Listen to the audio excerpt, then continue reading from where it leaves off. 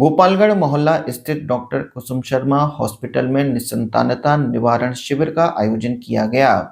जयपुर से आए फर्टिलिटी विशेषज्ञ डॉक्टर निशांत दीक्षित ने निसंतान दंपतियों से परामर्श कर उन्हें उपचार संबंधी चर्चाएं की। इस अवसर पर डॉक्टर कुसुम शर्मा ने कहा कि इस तरह के शिविरों का आयोजन कर आमजन को स्वास्थ्य लाभ दिया जा रहा है।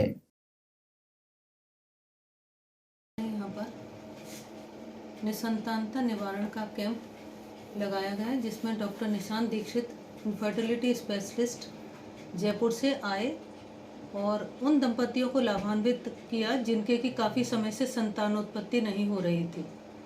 इसमें वे दंपति भी आए जो उनके पूर्व के इलाज से लाभान्वित हो चुके थे, जिनके अंडाशय में अंडे नहीं बन रहे थे, जिनके दोनों नलियां ब्लॉक थी। ऐसे काफ़ी दंपतियों ने भाग लिया। इसमें शहर के और गांव के कुल मिलाकर 25-30 दंपति शामिल थे और उन्होंने उनकी सेवाओं का लाभ लिया। मैं डॉक्टर निशांत दीक्षित हूँ और यहाँ कुसुम शर्मा हॉस्पिटल में हम लोग पिछले आई थिंक 10 ईयर्स से निसंतानता निवारण शिविर का आयोजन कर रहे हैं हर महीने।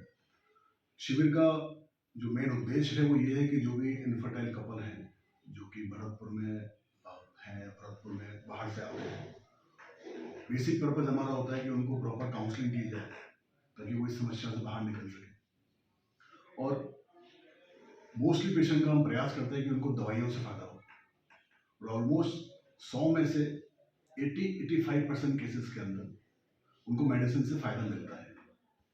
करीब 15-20% केस ऐसे होते हैं जिनमें मेडिसिन से फायदा मिलने की संभावना नहीं होती है।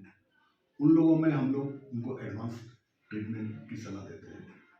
मेनली वो केसेस होते हैं जिनमें कि महिलाओं की डोनर ट्यूब बंद है, एंडोमेट्रियोसिस है, जेनाइटल ट्यूबरकुलोसिस है, या उनके डिक्रीज ओवरिन रिजर्व है या प्रीमेच्योर ओवरिन फेलियर है। पुरुषों में मेनली अगर शुक्राणु की संख्या गतिशीलता बहुत कम है या एजियोस्पर्मिया है, मेल शुक्राणु है, तो उनमें हम लोग उनको आईवीएफ या आईयूआई की एडवाइस करते हैं। कई बार लोगों की काफ़ी सारी भ्रांतियाँ होती हैं इनफर्टिलिटी के बारे में, तो ये इम्पॉर्टेंट है कि वो उनके आसपास जो भी अंधविश्वास प्रिवेलिंग है उनको फॉलो ना करें, क्योंकि इसमें केवल उनका समय व्यर्थ नहीं होता है, उनका धन भी व्यर्थ होता है, रिसोर्सेज उनके वेस्ट होते हैं, अल्टीमेटली वो उनसे प्रताड़ित होकर बाहर निकलते हैं। तो आवश्यकता है कि वो डॉक्टर से मिलें। ये ना सोचें कि केवल महिलाएं ही इनफर्टिलिटी के लिए उत्तरदायी होती है। महिला एंड पुरुष दोनों 50% केसेस के अंदर इनफर्टिलिटी के लिए रेस्पॉन्सिबल हो सकते हैं। कई बार लोग पूछते हैं कि अगर हम आईवीएफ करते हैं तो लोगों को ज़्यादातर ट्विंस प्रेगनेंसी होती है, बट ऐसा नहीं होता है। ट्विन प्रेगनेंसी की संभावना 100 में से लगभग 15-20% केसेस के अंदर होती है। 80% केसेस के अंदर सिंगल प्रेगनेंसी ही होती है। कई बार लोगों को लगता है कि आईवीएफ का जो ट्रीटमेंट है वो पेनफुल होता है। मैं कहना चाहूँगा कि आईवीएफ का जो ट्रीटमेंट पर से है, प्रोसीजर है, वो पेनलेस होता है, क्योंकि जो egg collection oven pickup procedure है उसमें जो फीमेल पार्टनर है उनको बेहोश किया जाता है, तो उसमें पेन नहीं होता है। हाँ, पेन होता है, इंजेक्शंस का पेन होता है। तो पेशेंट की जो मल्टीपल विजिट्स हॉस्पिटल में होती है, कभी कभी उनको वेट करना पड़ता है, वो अपने आप में एक पेनफुल होता है। कई लोगों को लगता है कि ऐसी उनकी भ्रांति रहती है कि आईवीएफ में जो बच्चे होते हैं वो स्वस्थ नहीं होते हैं, तो मैं कहना चाहूँगा कि ऐसा नहीं है, क्योंकि इस साइंस को डेवलप हुए ऑलमोस्ट 45 ईयर्स हो चुके हैं, 46 ईयर्स हो गए हैं 2024 जनवरी के अंदर। और ये देखा गया है कि जो सामान्यतया नेचुरल प्रेगनेंसी होती है उसमें जो कंजेनिटल बर्थ डिफेक्ट के चांस होते हैं वो 2 to 4% होते हैं, और जो आईवीएफ इक्सी प्रेगनेंसी होती है उसमें जस्ट मार्जिनली थोड़ा हाई होता है, 3 to 5%, बट 95% केसेस के अंदर बच्चे नॉर्मल होते हैं। और मेनली लोगों को लगता है कि जो एम्ब्रियो ट्रांसफर किया जाता है उसके बाद क्या क्या सावधानियां रखनी होती है।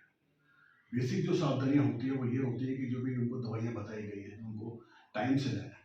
विशेष रूप से जो प्रोजेस्टेरोन के जो सप्लीमेंट्स हैं इंजेक्शन के रूप में या वेजाइनल कैप्सूल या ओरल टैबलेट के रूप में, वो टाइम पे लिए जाए, क्योंकि अदरवाइज वो इनकेस अगर वो मेडिसिन को टाइम पे नहीं लेंगे तो हो सकता है उनको ब्लीडिंग शुरू हो जाए, जिस वजह से उनका स्ट्रेस लेवल ज़्यादा हो सकता है। ठीक है, कोई भारी सामान ना उठाएं, झटके वगैरह अवॉइड करें, झटके ना लगे, है ना। उसके अलावा और भी सावधानियां होती है जो हम डिटेल में उनको एक्सप्लेन करते हैं भाई आफ्टर डूइंग द प्रोसीजर्स। और मैं लोगों को ये बताना चाहूँगा कि अगर किसी कपल को आईवीएफ की आवश्यकता होती है, इन केस ऐसा कोई इंडिकेशन है कि उसमें डॉक्टर ने बोला कि आपको आईवीएफ से ही प्रेगनेंसी होती है, तो उनको इस बात को समझना आवश्यक है कि आईवीएफ जो है ट्रीटमेंट, उसका 100% रिजल्ट दुनिया में कहीं भी नहीं है। हम किसी भी कंट्री में जाए, एट द मोस्ट जो बीटा एससीजी पॉजिटिव चांस आने के होते हैं वो 60 to 70% होते हैं एट गुड सेंटर्स। बट ये इंपॉर्टेंट बात है, कपल इस बात को समझे कि हो सकता है उसको पहले प्रयास में फायदा मिले, हो सकता है दूसरे प्रयास में फायदा मिले, हो सकता है तीसरे प्रयास में फायदा मिले। तो ये इंपॉर्टेंट है कि वो